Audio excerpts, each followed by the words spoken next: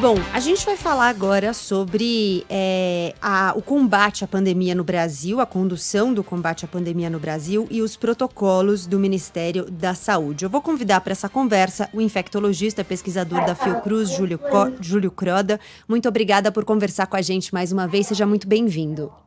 É um prazer, Gabriele Coutinho, estar aqui com vocês da Band News. Prazer é nosso. Antes de te dirigir a primeira pergunta, eu queria só contextualizar aqui o momento em que a gente conversa, porque ontem a gente ouviu longamente uma fala do ministro da Saúde, Eduardo Pazuello, que disse que o Brasil ou o Ministério da Saúde jamais falou em tratamento precoce e que a imprensa distorce os fatos, o que na verdade foi uma mentira. O Ministério, inclusive, criou um aplicativo, o Tratkov Brasil, que é um aplicativo em que você preenche um formulário.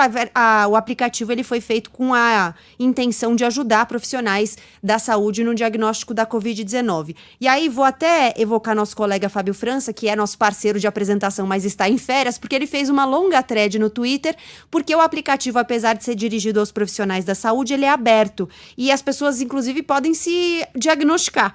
E aí ele fez o teste lá, foi colocando alguns sintomas, como se ele tivesse 69 anos, teve alguns sintomas e tal. Ele teve o diagnóstico positivo pelo aplicativo e quando o aplicativo sugere coisas para que sejam feitas ali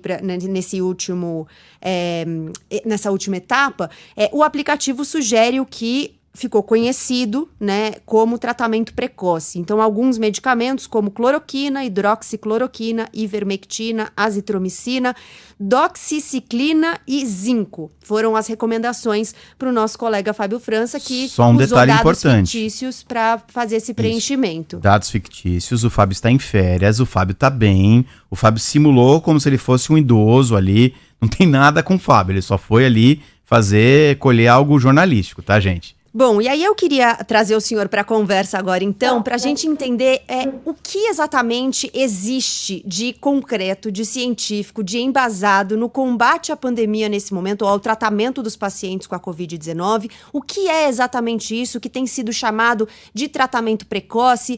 Até tem uma confusão entre o uso das palavras precoce e preventivo. Do que se fala exatamente e o que a gente conhece a respeito disso neste momento? Júlio Croda, infectologista e pesquisador da Fiocruz. Gabriela, até o momento não existe nenhum antiviral que seja eficaz contra o Covid-19. Nenhum. Então não existe tratamento preventivo, então também não existe tratamento precoce. Tratamento precoce é no sentido de prevenir o adoecimento, o agravamento da doença. E para isso você precisa do antiviral. A gente não tem antiviral para dengue, não temos antiviral para zika, não temos antiviral para febre amarela, não temos, temos um antiviral muito ruim para influenza, que é o Tamiflu, que só pode dar nas primeiras 48 horas. A gente não tem antiviral para a maioria das doenças agudas, e não é falta de investimento, não é falta de recurso, é porque a tecnologia a gente ainda não possui para desenvolver esses antivirais específicos. A maioria dos tratamentos para essas doenças agudas, para doenças virais agudas, doenças respiratórias virais agudas, é anticorpo. E foi o tratamento que o Trump fez, aquele coquetel de anticorpos. É o que a gente faz quando a gente toma vacina. A gente cria anticorpos para prevenir o adoecimento. E tem um estudo mostrando, sim, que quando você toma anticorpos, né, transfunde anticorpos nas 72 horas iniciais da doença, você tem sim uma diminuição da carga viral e um tratamento precoce. Esse é o tratamento precoce que é recomendado pelo CDC, pelo NIH, que são os dois órgãos americanos que recomendam tratamento específico para as doenças, também pelo ECDC. Não existe nenhuma sociedade científica internacional que recomende o tratamento precoce com esses antivirais que são recomendados pelo Ministério da Saúde. Eu acho que isso já ficou claro, né? Que não existe o tratamento precoce. Agora o senhor falou em tomar doses de anticorpos. Eu estou falando uma linguagem absolutamente leiga, eu peço desculpas ao senhor e a todos os profissionais da saúde que estão nos ouvindo também.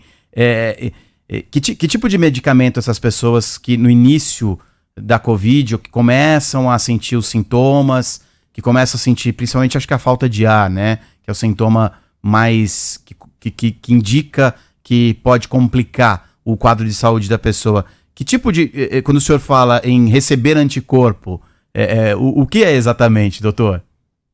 Então, isso são os dados experimentais, né, de transfusão de plasma, que é um tratamento muito específico, ou de monoclonal, que é um tratamento muito específico, que saiu os estudos iniciais agora, que a gente não tem acesso e não vai ser política de saúde. Então, para deixar claro, né, tem esses dados científicos relevantes, mas para se tornar uma política pública esse tipo de tratamento, vai ser muito difícil, principalmente pelo número de pessoas infectadas. A gente não tem nenhum marcador de quem vai evoluir por gravidade ou não, para a gente escolher quem poderia utilizar esses anticorpos. Então, na prática, o que a gente pode dizer é que não existe nenhum tratamento precoce atualmente disponível, tanto no SUS como no setor privado. Nenhum tratamento foi aprovado pela Anvisa como tratamento precoce para a Covid-19.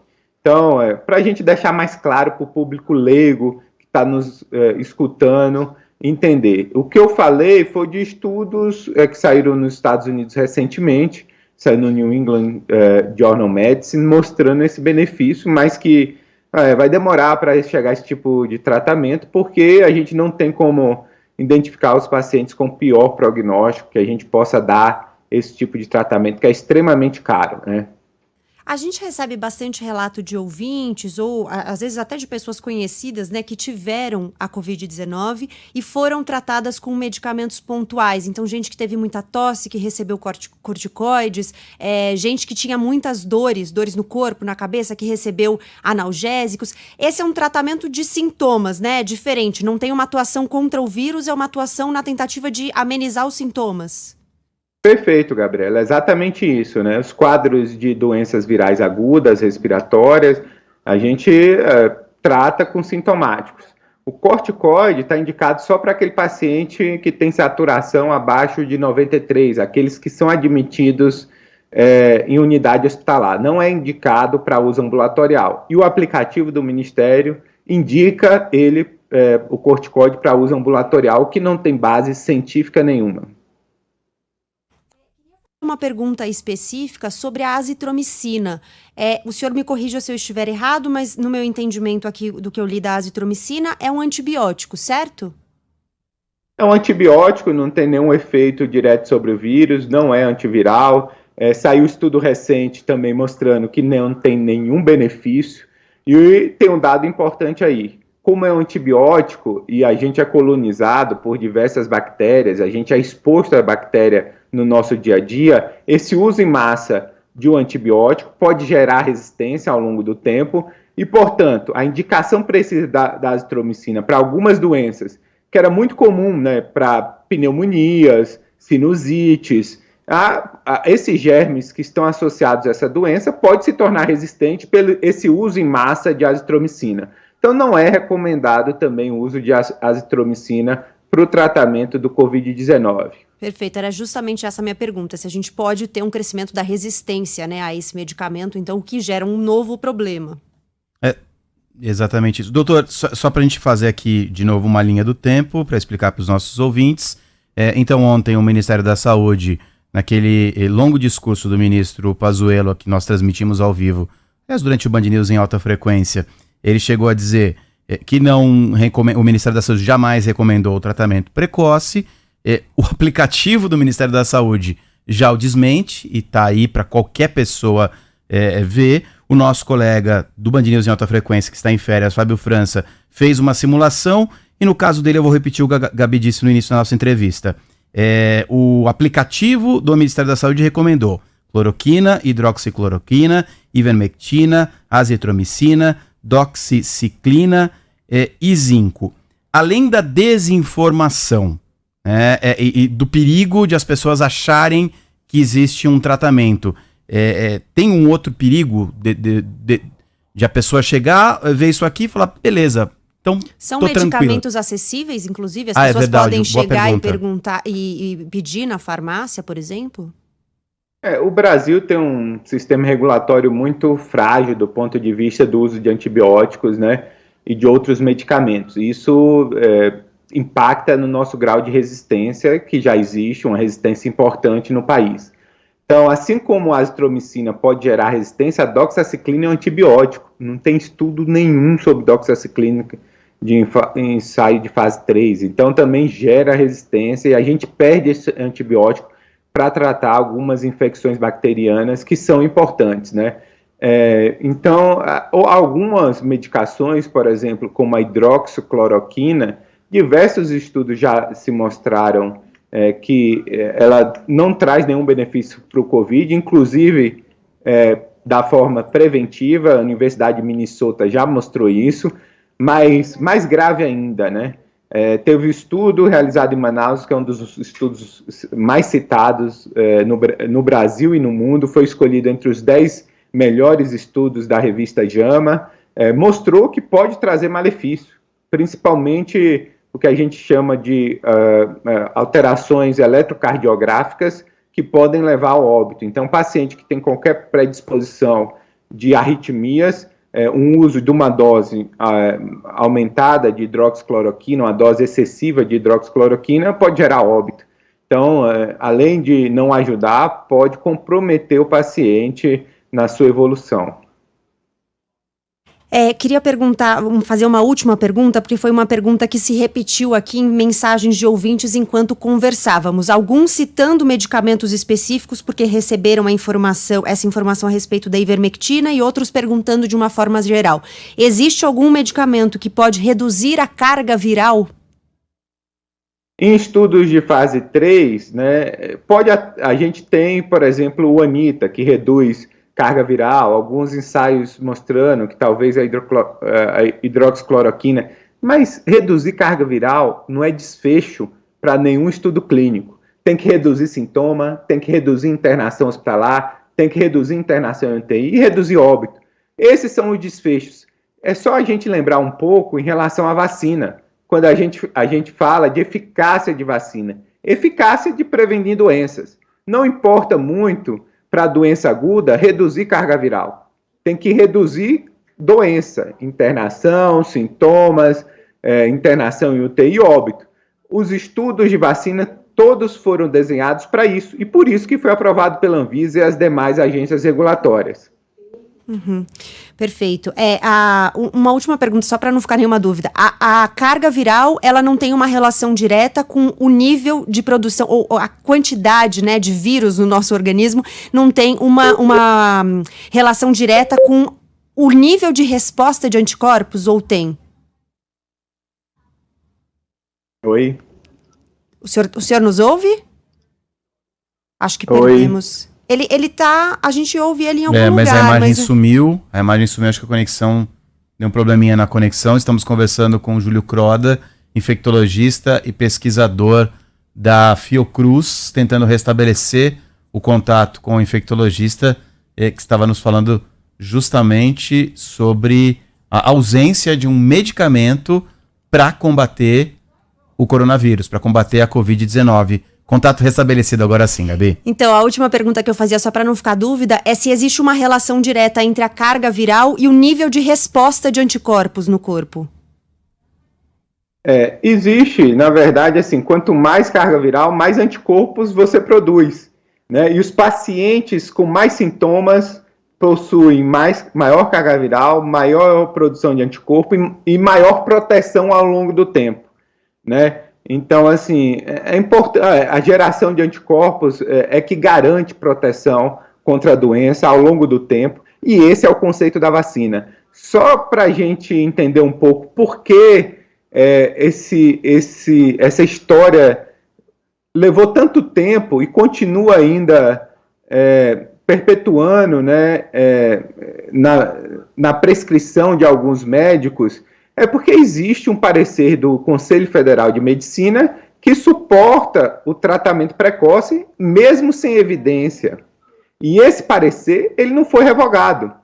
Então, assim, a Associação Médica Brasileira já se posicionou contra o tratamento precoce, diversas sociedades médicas de pneumologia, de infectologia, de intensivismo, que cuida da UTI, todas essas sociedades científicas, a Sociedade Brasileira de Cardiologia, todas já se posicionaram que não existe um tratamento precoce específico para a Covid. Mas, infelizmente, até o momento, o CFM, o Conselho Federal de Medicina, ainda não se pronunciou. E isso suporta, do ponto de vista de conduta, que alguns médicos ainda prescrevam esse tipo de tratamento. É importante mudar esse parecer, é importante que o CFM desaconselhe o uso, porque isso fere o nosso código de ética profissional e, eventualmente, o médico poderia ser processado por má conduta se não tivesse esse parecer específico do CFM que protege os médicos que utilizam, que prescrevem essa medicação. Então, só para a gente entender, porque eu fiquei com uma dúvida e os ouvintes aqui também ficaram com essa mesma dúvida. Se a carga viral ela está relacionada à quantidade de anticorpos que a gente produz e à imunidade que a gente vai desenvolver depois, não é bom reduzir a carga viral? Então, esses remédios que alguns estudos sugerem que podem reduzir a carga viral, não podem ajudar? Mas isso não tem relação com o desenvolvimento da forma clínica, com a fase inflamatória. A gente tem pouca relação. Então, você tem relação com imunidade, com proteção.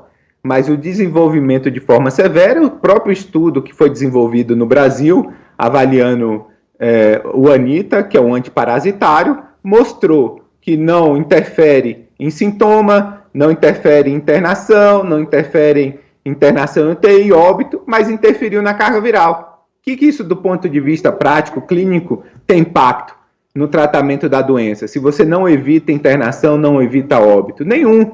Então, essas pessoas que utilizam eventualmente esses tratamentos que reduzem carga viral, vai ficar sem proteção, sem anticorpo no futuro, mas não vai impedir de desenvolver sintomas, não vai impedir de eventualmente necessidade de internação hospitalar, de internação em leitos de terapia intensiva e eventualmente óbito.